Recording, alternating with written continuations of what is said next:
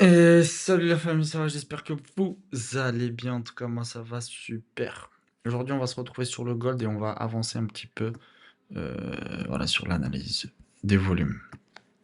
On va pousser un petit peu ça plus loin. Donc, on avait vu un volume à gamme fixe. Ok, c'est celui-là. Donc, quand je prends un high jusqu'à un low, par exemple comme ici, ça va me donner. Voilà. Ici, on a l'offre. On rentre dans la demande, vu que le prix soulève, mais il arrête de tomber. Donc, il y a des vendeurs et boum, des acheteurs. Il y a des acheteurs. Ok? Mais pour le moment, les acheteurs, ils n'arrivent pas à revenir réintégrer quoi? La valeur. Ok? Donc, la valeur, le juste prix. Ok? Et si on a eu l'offre, donc on peut se le noter, vu que c'est celui-là qui a fait tomber le prix ici. Ok? On peut mettre un peu plus précis avec deux petites colonnes qu'on avait dedans. Regardez. Hop. Mais en vrai, pour être beaucoup plus précis, en gros, regardez, c'est lui qui a donné la dernière impulsion. Il avait le plus de volume ici. Donc ça va s'appeler un POC vierge. Ok? Et le POC vierge, en gros, c'est des zones où le prix, il doit aller les rechercher. Pourquoi? Parce que c'est des zones de liquidité qui sont fraîches, où il y a toujours des stop loss. Ok? Ou des buy limit, des sell limit, bref. Donc ça va être les supply fraîches. Tu vois, franchement. Et c'est celle qu'on aime le plus. Supply. Voilà. Donc on va juste retenir cette zone. Et on va sortir cette zone de volume. Ok. Et si on voit qu'on a le Pokémon en général de là-haut, et là on voit qu'on a une zone fraîche qu'on n'est jamais revenu tester pour le moment. Ok. Juste, regardez ici, on vient stopper le prix. Boum, boum, boum, boum, boum. Regardez, on voit que les POC sont de plus en plus hauts. Regarde, donc une petite, ça nous indique quelque chose, une information. Les POC sont de plus en plus hauts. Où le prix s'est arrêté, on va regarder vite et voir. Le prix s'est arrêté pile poil ici. Qu'est-ce que ça représentait? Regardez, donc ça, du coup, comme vous pouvez le voir, ça va représenter une queue d'achat. On appelle ça une queue d'achat.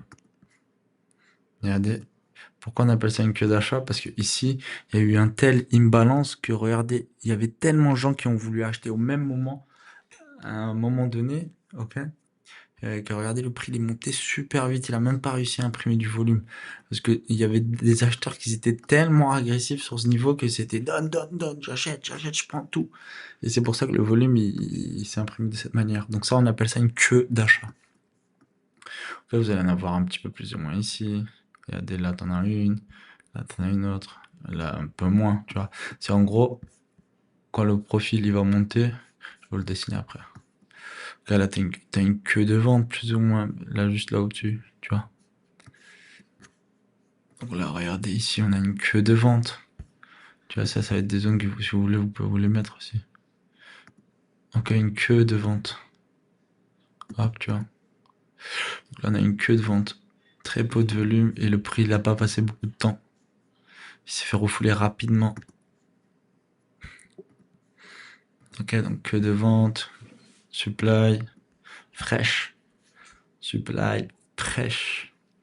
Ça, c'est des zones qu'on n'est pas allé visiter. Donc, il y a de l'argent sur la table. Là. Regardez ici, il y a un volume. Boum. Regardez, on s'arrête pile poil devant le queue d'achat. C'est violent un peu. Queue d'achat, on s'arrête pile poil là. Et on recrée une queue d'achat là-dedans. Tu vois. Ça veut pas dire que ça va pas aller péter ensuite. Hein. Ça veut juste dire qu'ici, regardez, quand on revient sur ces zones-là, bah, le prix il réagit. Direct, là, on en recrée une, parce que là, il y a une queue d'achat là-dedans. Donc là, vous venez de voir les queues d'achat et les queues de vente. Donc, vous êtes déjà moins con. Donc ici, est-ce qu'on a un volume, un VPOC vierge? Ouais, on en a un, tu vois. Regarde, il casse, il revient pas. Pour le moment, il n'est pas revenu tester cette zone. Donc ça, c'est une zone de demande, vu que le prix il était là, imprimé beaucoup de volume, et ensuite, boum. Là, c'est une queue d'achat limite. Enfin, limite, ça n'en est pas une. Hein. Ok. Là, on a une queue de vente un peu. Ok, surtout là sur les hauts. Mais voilà, tu vois, en gros, c'est quand tu vois un profil en déséquilibre. Hein. Ok, là, ça, c'est vraiment une belle queue de vente, tu vois. Là aussi, plus ou moins, tu vois. Mais voilà, surtout là, à l'extrémité, là, tu vois. Par rapport, t'as vu le volume comme il est distribué. Bref, donc là, ici, si on revient ici, tester cette zone, donc il y a de l'argent ici, hein. Peut-être que le prix sera admis à faire ça, ok, pour aller tester la zone d'en haut. Voilà, cette zone-là. Ok. Le prix va toujours bouger entre POC et POC, parce que c'est les zones où il y a le plus de liquidité. Donc le prix va être vraiment intéressé par ça. Donc du coup, le prix va toujours chercher des zones d'offre et des zones de supply. Où y a-t-il des zones de supply et d'offre qui est plus, le plus maximum, bah, ça va être là où il y a du volume, donc là où il y a de l'argent. Donc ça va être des zones où le prix il aura passé un petit peu beaucoup de temps en général, parce que parfois il n'y a pas beaucoup de gens qui veulent acheter ni de vendre sur le carnet, t'as vu? Donc il est obligé de passer du temps. Pourquoi? Parce qu'il faut qu'il business, il faut qu'il fasse du business. Tu vois, et tant qu'il n'aura pas mis l'argent sur la table, bah, le prix va pas partir, tu vois. Donc il va passer du temps. Donc ça va être des zones. Tu vois, là, ici, regarde, on a vu une zone, tu vois. Et plus la zone aura du volume, ou plus le prix aura passé du temps, plus il y aura de volume, bah, plus qu'on va venir dessus, bah, il y aura un petit peu plus de difficulté de passer cette zone en mode hop, tu vois. Parce qu'il y a du monde dessus. Il y a du monde. Ok? Mais par contre, quand il n'y a pas de monde, comme une queue d'achat, c'est simple. Soit quand on vient ici, il y a trop de vendeurs agressifs et la contrepartie qui avait acheté violemment, bah, elle rachète pas ici, elle veut plus acheter à ce niveau prix. Bah, le prix il va la dégommer, tu vois. Comme là ici, chut, il va tomber d'un coup. Parce quoi? Pourquoi? Parce qu'il n'y a pas de contrepartie, il n'y a personne sur le carnet auparavant, tu vois. Ou parfois, bah, justement, ils veulent revenir racheter, tu vois, sur cette zone. Exemple, ils avaient acheté sur cette zone de queue d'achat. Donc, quand le prix va revenir, vu qu'en fait, on va revenir sur les positions d'achat du gros, qui avait acheté comme un malade et soulevé le prix vers ce niveau, bah, lui, c'est simple, le gros, il va pas vouloir se mettre en négatif. Et vu qu'il est tellement gros, bah là, il va en profiter, que le prix revient le moins cher possible pour racheter, tu vois, racheter le max possible, le max possible. Et au bout d'un moment, de toute façon, il y a des gens, ils se rendent compte, et quand il y a trop d'acheteurs, bah, chut. Et lui, voilà, il va arrêter d'acheter. Ça va être l'initiateur du mouvement qui va être là, tu vois. Et il va essayer de revenir dans des zones de forte liquidité pour acheter pas cher, tu vois. Revendre ici, exemple, et même revendre là, à l'institutionnel. Donc acheter pas cher et revendre cher. Pourquoi il a besoin des zones de forte volatilité, fort volume, comme ici, là? Bah, parce que, moins, il n'y a pas de volatilité, mais il y a beaucoup de volume à échanger. Pourquoi? Parce que c'est là où il y a de l'argent. C'est là où il y a des buy limits, des sell limits, ce que tu veux. C'est là où il y a vu du monde. Tu vois? Donc il va toujours être intéressé le prix va toujours passer de POC en POC, tu vois? Ou de POC ou de zone de valeur en valeur. Tu vois, mais voilà, en général, il va toujours revenir tester les niveaux de POC parce que c'est là où il y a les sous sur la table. C'est là où a été mis là, ici où a été mis l'argent, ici avant que ça tombe, c'est là. Ok, c'est vraiment là. C'est pas là. Ouais, il y a de l'argent qui a été mis sur la table aussi ici, ok? Donc on pourrait réagir, c'est aussi une zone de supply, là. Ok, peut-être ici, regardez. On a mis de l'argent, tu vois, et peut-être là, ceux qui ont vendu ici agressivement, ils étaient même là. Donc ils ont couvert, tu vois, ils ont vendu une fois, on revient sur eux, boum, ils revendent. Donc ils se défendent aussi, les institutions qui ont vendu, tu vois. Mais voilà. Donc c'est une bataille constamment entre les acheteurs et les vendeurs. Et entre l'offre et la demande. Et là où il y a le plus de volume, bah, c'est là où il y avait le plus d'offres et le plus de demandes. Vu que le prix ensuite il a chuté. Bref, et en plus, faut regarder l'imbalance dans le prix, dans le footprint, mais ça va être pour un peu plus tard. Ok, mais en soi, ici, on sait que ici c'était une zone de valeur, de prix, juste prix avec en plein milieu. Ok, donc là, on peut se dire c'est moins cher que la valeur. Tu vois, là, c'est trop cher. Pareil, la valeur.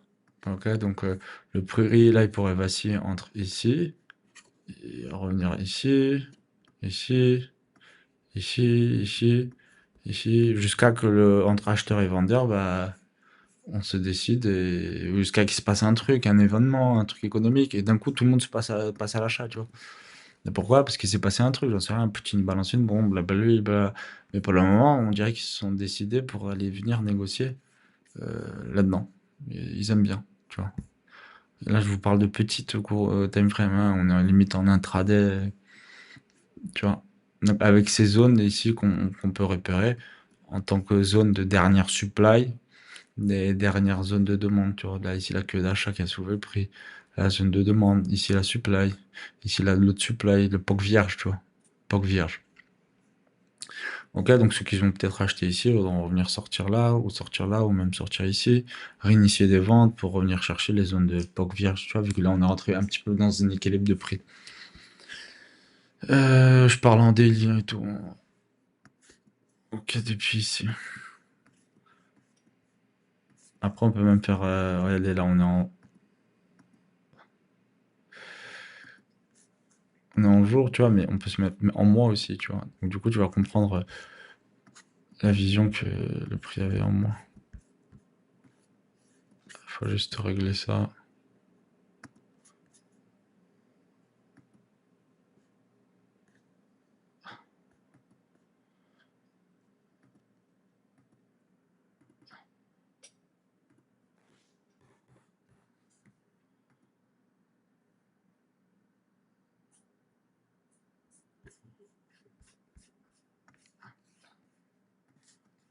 Il a disparu, monsieur.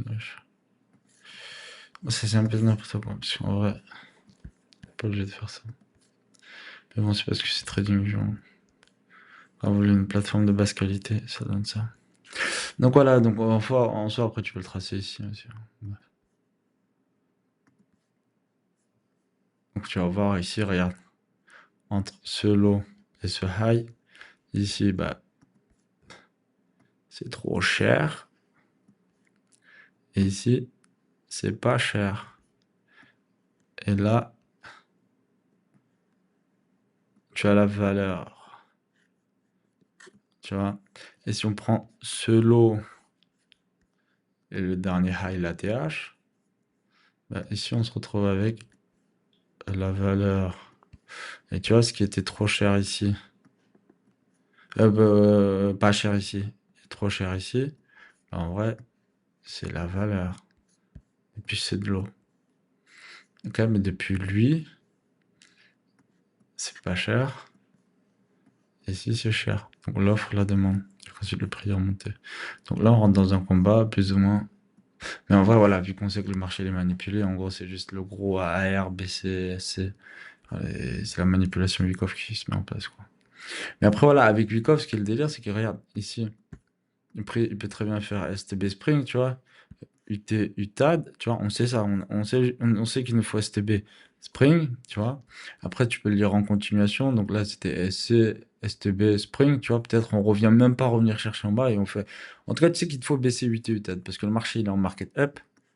Et en haut, tu as baissé en attente. Tu vois, donc en vrai, c'est l'information la plus pertinente, elle est là. Ok, tu sais que tu as un baissé en attente, les acheteurs ils sont toujours présents, donc il te faut UT UTAD.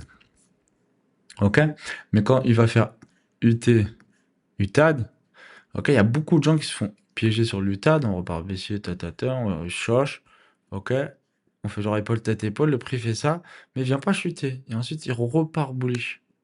Ok, pourquoi? Parce que ici, en fait, c'est pas parce que tu vas avoir baissé 8 UTAD que le marché il est obligé de repartir en régression.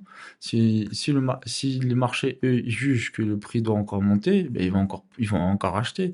S'ils trouvent que le prix il est encore pas cher, ils vont acheter. Tu vois, si, là, il y a une zone de valeur qui va se créer, ok? Et là, tu vas voir la VAL. Si sur la VAL, les mecs, ils achètent encore comme des fous, et même dès que le prix dépasse un petit peu la VAL, ils achètent encore comme des fous, c'est parce qu'il a encore acheté, il n'y a pas de restriction en gros.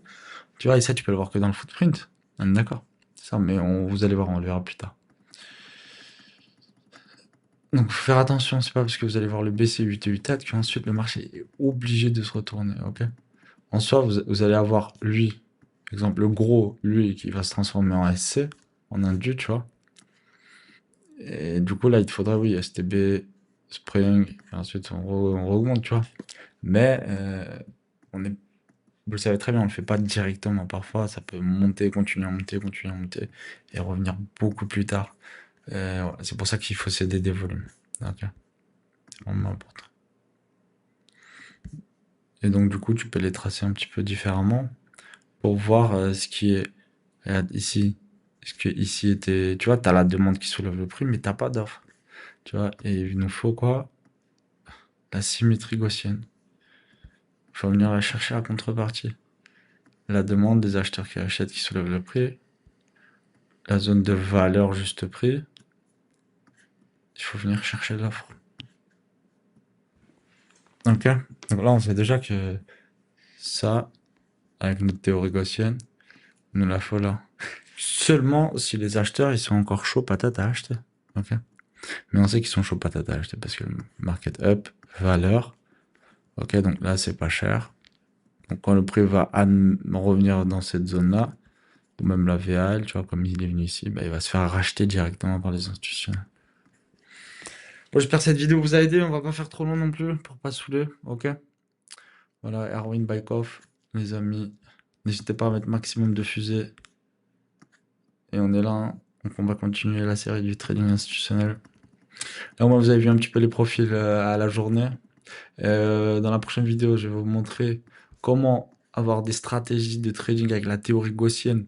Exemple, en fonction de ce que le volume va te laisser comme indication aujourd'hui, et ben demain, tu vas déjà savoir ce qui va se passer demain. C'est dingue, je vous le dis. C'est un truc de malade, vous n'êtes pas prêts. Ah, les gars, franchement, vous n'êtes pas prêts. Vous allez bander, les gars, c'est une dingue. C'est un truc de fou, c'est des informations que vous aviez pas avant, là, que je vais vous donner. C'est... Oh, préparez-vous, là, posez-vous. T'inquiète, bois du jus, c'est une dinguerie, c'est un total. Je prends Dieu comme témoin que c'est une totale dinguerie et que vous avez vu ça nulle part. Il n'y a que moi qui donne ces informations. C'est du pur Erwin, frère. Oh, moi, je vous rappelle, j'ai payé des dizaines, des centaines de milliers d'euros pour me former. Il n'y a personne qui me teste. Et voilà, je vais pas rajouter plus de mots parce que sinon, je vais me faire ban. Bref, bisous l'équipe, prenez soin de vous, force à vous. Ici, c'est l'équipe Erwin et le reste, voilà. Bref, bisous.